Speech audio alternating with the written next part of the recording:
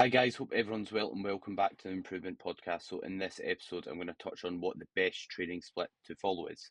And first of all, before jumping into the episode, quick update on myself as always. Things have been going well this week. I had the first food increase I've had in a good 14 to 16 weeks after finishing my show, which I'm pretty chuffed about. The hunger's still high, so the extra food's definitely welcomed. So happy days there, life's good. Also, really big kind of step for myself. I've just left my job as a gym instructor. So I've been personal training, online coaching, and I've been doing just one shift a week working in a gym. Before that, I was doing around 22 hours. So big step for myself. Scary step, but a very exciting step, and something that I think I'm glad to take because it's going to allow me to put even more time into my business, give my clients even more time and attention to expand kind of the service I offer. So I just want to say, like, if you've gave me any support at all, if this is listened to the podcast, which you obviously do if you're listening to it right now or hearing me speak, if you've liked any of my posts, if you've shared any of my posts, if you've done anything remotely that would support my business, I just want to say an absolutely massive thank you and I really appreciate it. And of course, on that topic, any shares of the episodes always welcomed. So feel free to share it on your story, give me a tag on Instagram, and I'll be sure to thank you and reshare it. So yeah, any support's obviously massively appreciated because ultimately, like I couldn't do what I do without my clients, without the individuals who support me through social media, etc. So massive thank you to anyone who's shown any form of support. So in terms of the best training split to follow, sorry to burst your bubble, but there's no best training split. There might be one that makes most sense on paper, but there's no one best split. It's very context dependent. However, I'm going to go through what some common traits of a successful split are, and then break down a few splits which are going to be full body, upper lower, push pull legs, and push pull legs, upper lower, and then push pull legs, back and hamstrings. Basically, going over what the pros and cons of each split is. And as for, first of all, touching on what common traits are involved in an effective training split. So first of all, it's going to be adequate volume. So in other words, doing an adequate amount of sets for each body part. So basically, you're doing like an appropriate amount of work throughout the week as a whole for each muscle group you want to develop. This will obviously look different depending on your needs, depending on your recovery capabilities, which will be influenced by things like stress, nutrition, what phase you're in. But basically, you want to be doing an appropriate amount of work. And that's what a split basically allows you to do. Just basically structure your training in a way that allows you to get an appropriate amount of work in for each body part. So basically making sure throughout the week you've got an appropriate and sufficient amount of sets. Additionally, ideally hitting things around 2 times a week is a good place to be. I think if you are giving yourself more than one opportunity to kind of stimulate muscle growth throughout the week, on paper that's going to be more beneficial, especially for weak body parts. I'd at least try and hit them 2 times a week. If you've got, let's say, a really strong body part, you could maybe dial that down to one, uh, depending on obviously again your own physique, what you want to improve, etc. And reason being is if you are training a muscle group like once a week, let's say your arms, then your arms might recover within a day or two, and then you're just kind of mincing about waiting for another 5 days to hit them again and stimulate muscle growth. Whereas you could get back in the gym, hit them again, stimulate muscle growth, and then provide that stimulus that causes adaptation, that causes muscle growth. So ideally, hit everything around 2 times a week's a good spot to be in, and you could even like ramp that up even more for some muscle groups that maybe aren't responding or you want to really develop and really bring up, like weak body parts. Like for example, at the moment, I'm training my arms 3 times a week. I'll train my triceps Monday during push. I'll tag them on at the end of legs during Wednesday or on Wednesday, and then I'll hit them again on Friday. Same with my biceps. I'll train my biceps Tuesday. I hit them on a rest day on Thursday when I'm at the gym personal training, and then I'll hit them again on the Saturday. And my calves, like I've been hitting like 2 times a week, for example. I was doing 3, but when I do the seated calf raise, for whatever reason, they just absolutely ruin my calves. So I can't really get away, even just doing like one rest pause set, of doing any more than 2 times a week. So I'm just leaving that to at the moment. And The next thing that a successful split will allow is adequate recovery in between sessions from a muscular fatigue standpoint and a central nervous system fatigue standpoint. What I mean by muscular fatigue is like muscle soreness and just overall muscle recovery. So you don't want to be hitting, let's say, chest Monday, Tuesday, Wednesday, and then resting the rest of the week. You want adequate time to allow muscle damage and muscle soreness to basically dissipate so that you can progress your lifts effectively and allow kind of muscle growth process to take place. A good way to look at it is when you are breaking down muscle, when you are training muscles, you are like digging a hole. You need to get out that hole and then start building on top of that before digging another hole. Or if you just keep digging a hole, then you're not going to get out of that hole. You're not actually going to build muscle on top of your baseline amount of muscle tissue. So adequate recovery in between sessions. So basically that means not hitting a body part like 2 days in a row. Maybe if you do very, very, very low amount of work, like one set of bicep curls, you could probably recover in time and then do it again. So that could potentially work. But there's no harm in having like a day's rest in between. You can still hit things very frequently. And also from like a central nervous system point of view, so we accumulate like central nervous system fatigue through hard training. The more kind of big demanding movements, the more load we're lifting, the more central nervous system fatigue we accumulate. So to allow us to make sure we're recovering effectively, you want to allow that central nervous system fatigue to dissipate, which can be done through having rest days, good sleep, good stress management. And what that basically means is your split should probably, like, your leg day shouldn't just be made up of squats and deadlifts. And your upper body days, you might not want to just do compound movements because then your ability to recover from it will be lower. And lastly, you want your split to be sustainable. What I mean by that is, like, you want to make sure that it's something you can adhere to from a time point of view. So if someone's, let's say, working full time, they've got children, they've got, let's say, a job on the side because money's tight, they probably don't want to be training 7 days a week. That's going to exceed their recovery capabilities, and doing more than you can recover from doesn't yield better results. More is not always better. So allowing it to be sustainable, and also from like an exercise point of view, picking movements you enjoy so that again it's sustainable. If you do movements you absolutely hate, your ability to then stick to that over a long period of time is going to be far poorer. So you want to make sure you enjoy the process because, like, building muscle is a marathon, not a sprint, meaning building muscle takes time. So you don't just want to do something you can adhere to for a week, for a month. You want to be able to do what you can sustain in the long term for years on end, pretty much. And in terms of training splits, I'm now going to start kind of breaking down the pros and cons of each training split.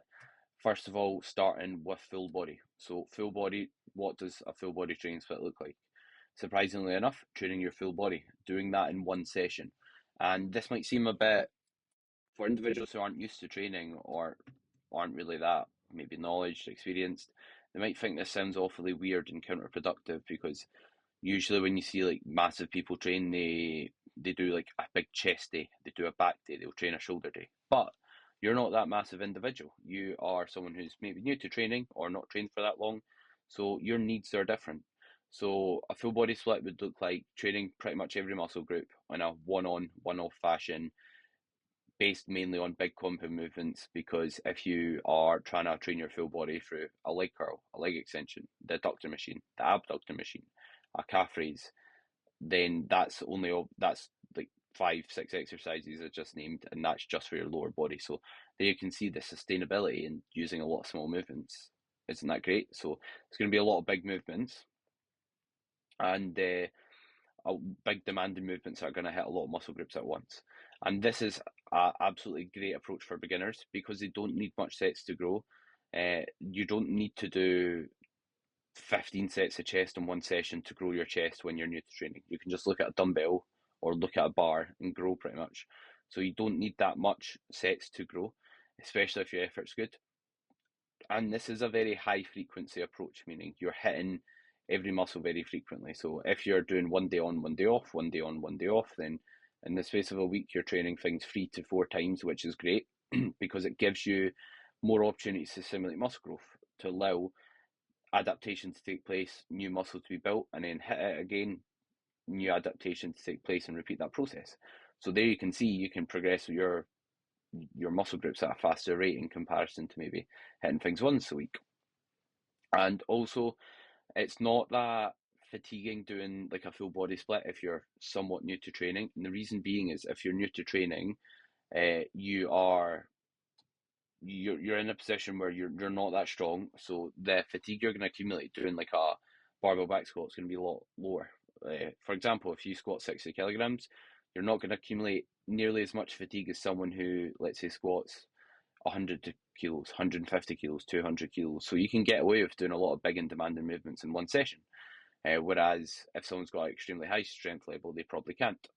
And as for the upper lower split, or sorry, the full body split, what's the downsides of the split?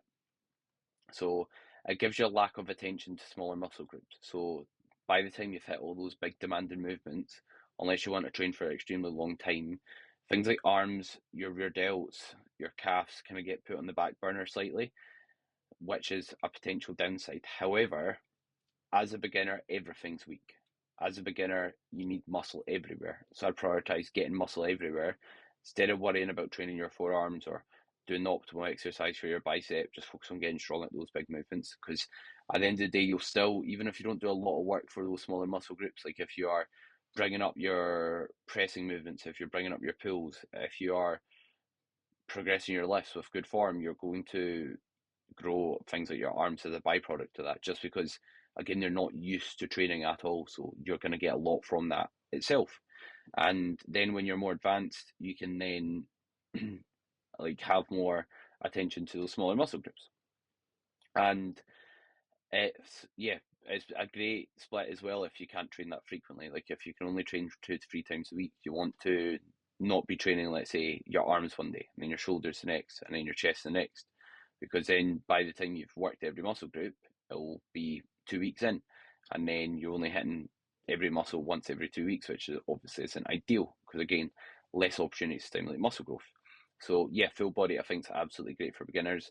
And that's what split I'd recommend doing and basically rinsing until you feel like you really can't recover from it. But you can definitely as a beginner do that split for a good year and get a lot out of that. And next up, after a full body split, when you get a bit more advanced, it's probably best transitioning to something like a upper lower split. So why an upper lower split? It's a bit easier to recover from. You're not doing as much big demanding movements in one session that are really fatiguing. So your recovery capabilities will allow you to get fresh in time to continue progressing your lifts. Because if you're carrying a lot of central nervous system fatigue, that impedes your ability to basically recruit muscle fibers, or in other words, lift more when you are carrying a lot of fatigue. So you want to manage it. You don't want to avoid it, but you want to manage it. And it allows more work for the smaller muscle groups. So eventually, like if you just keep doing a full body, sometimes again the smaller muscle groups will get like a lack of attention. So from there, what you can basically do is then move to an upper lower where you can hit things like your arms, your calves, your rear delts, your side delts a bit more, and give them a bit more love, a bit more attention to detail, and as a result, bring them up at a greater rate. Because even if you do them on a full body split, by the time you've hit all your big movements, you're smoked. You know what I mean? And you're not going to get all that great quality work in for those smaller muscle groups, because the further you remove through a session, the less quality the work will be. What I mean by that is if you're 2 hours into a session, the quality of the work will be diminished. Whereas if you've only been training for half an hour, or it's maybe the first movement, the quality of the work's going to be higher because you are fresher from a mental and physical point of view. So I think an upper lower split is good to move to then, which will just simply be training your upper body, then your lower body, and then resting, and then just basically repeating that process. And next up, if you've rinsed that split, or to be fair, you could stay on that for years. I did, like, quite deep into my training. I was doing an upper lower split and I got an absolute ton from it. So it's not like after 3 years the split won't work for you. Like, I'm just kind of outlining the different splits and when it might be valuable to then move to a different split. And make sure when you're doing a split, like, don't do upper lower for a month and then think, oh, I'm not building muscle, because that's not enough time to actually assess if things are working. And also, like, if you are being like, oh, I didn't get any results off this split, that split, were you eating well? Were you sleeping well? Were you gradually taking your body weight up? Were you managing your stress? Were you being hydrated into your sessions? There's a lot of things that go into it, so make sure you're controlling all your other variables. But what you can also consider is potentially doing like a push pull legs upper lower split. So a push pull legs upper lower split. This can be favourable if you have like a weaker upper body in comparison to your lower body. And the reason being is you don't hit your legs as frequently and you can give overall more work for your upper body. So you can give yourself throughout the week more volume or more overall sets for your upper body and a bit less for your lower body. So it's great if you're kind of torso dominant because, again, splitting upper into push and pull allows you to do, again, more work for your biceps, more work for your triceps, more work for your side delt. So if you're like really strong in terms of your chest, your back, this can be a great split to do just because it gives you the more attention to the smaller muscle groups. But if your legs are a weakness, then the upper lower split can be a great idea because you can hit legs even more frequently, which would be a good idea if you want to obviously bring that muscle group up. So that's what I'd recommend in terms of if maybe your upper body's quite strong, or sorry, yeah, your upper body's quite strong and your legs are quite weak. The split that I'm currently running, and a split that's also really good if you are quite leg dominant, is a push pull legs back and hamstring split. So a push pull legs back and hamstring split would be push, pull, legs, rest, push, back and hamstrings, rest, and basically repeating that process. And what that basically allows is similar to the push pull legs, rest, push, sorry, push pull legs, rest, upper, lower, rest, split. Is it allows you to give your upper body quite a good amount of work. And the difference between obviously this split and doing upper lower at the end is with the back and hamstring session, you're only training your legs maybe once a week, or you'll tag on some work for your legs during the back and hamstring session. But basically, it allows a bit less volume for your lower body and more for your upper body. This is the split I'm currently running, and it's great, probably like a preferred split if your legs are a stronger body part. And the reason being is it allows you 2 days designated to your back where you can do a ton of work. It allows you 2 days designated to your pressing or your push muscles, which will give you a lot of work, and like a day and a bit for your legs. So it suits someone's needs if their legs are a strong body part. You could go even more extreme and go push pull legs, then push and pull if someone's legs were really strong and they didn't want to bring their legs up at all, really, or they just wanted to maintain them, or they just were happy with their legs growing at a bit of a slower rate. So it allows you to do a ton of work for upper, get a lot of effective working for your chest, your back, your arms, etc. And that's why I'm on it myself, because my legs are a stronger muscle group and the rest of me is quite weak. Obviously, my back's not bad, but it's more so like my arms, my chest are my weak body parts that I want to bring up. Hence why I'm hammering them with quite a lot of volume and making sure the quality of my work's very high. And also, like, if you're thinking about like changing split to make sure you bring a muscle group up, obviously it doesn't matter what split you're on if the quality of your work's poor. Like more poor quality work, it's just going to give you more poor quality results. So always make sure your effort's good, your execution's good, and you're being consistent with what you're currently doing before worrying about switching to something on paper, quote unquote, a bit more optimal. And you've also got something like a bro split you could consider. So a bro split is basically when you hit every muscle group in like a separate session. So that would look like maybe training your maybe doing like push, or sorry, it might look like a chest day, then a back day, and then a shoulder day, and a leg day, and then an arm day, and then resting and repeating. I wouldn't really recommend this split because it gives you a lack of training frequency and you don't really need that much work for one body part. And the more work you do per session for a body part, the less return for your investment you get. What I mean by that is if you are training your arms and you're on your 12th set of arms, the quality of that set is going to be far poorer for muscle growth than like your fourth set, for example, because you've already kind of stimulated muscle growth. You've already gave your body that signal to build new tissue, or and also that muscle damage has potentially taken place. So any more than that, like you will still maybe benefit from it, but you're getting diminishing returns. You're getting less return for your investment. So instead, I'd just rather hit other muscle groups, rest, eat a meal, get in another day, and then hit that muscle group again instead of just hammering all the work in the one session. Again, unless that muscle group's strong and you only want to train it at 1 times a week frequency, for example. And you can also recover from more from a central nervous system fatigue point of view. What I mean by that is you can probably recover from hitting more than just your chest or your shoulders in one session or your arms, unless you're absolutely massive. you'll obviously see people like on the Olympia stage or bodybuilders who are extremely strong, and they'll do something like a bro split because they might need that much work for a body part to grow. They might need to hammer their chest with that much work to get to grow, but you're not that bodybuilder, you're not that big. So your needs are going to be different than theirs, if that makes sense, because what got them to that level of strength might not be exactly what they're doing now. So I hope you enjoyed the episode. I think this was hopefully a valuable one in terms of helping you decipher what split you should go on, because that was something I was quite unsure of when I was in my early years of training, like what split's best. And I didn't know kind of what sessions to do, what layout to do, and how to perform them in. So hope you enjoyed the episode. If you've got any questions or any topics you'd like me to cover, feel free to let me know. And again, any support on the podcast is massively appreciated. So like, subscribe, leave a rating, review, share it on your story, and give me a tag at Charlie J. Cuthbert and at the Improvement Podcast, and I'll be sure to reshare it, and hope everyone has a great rest of their day.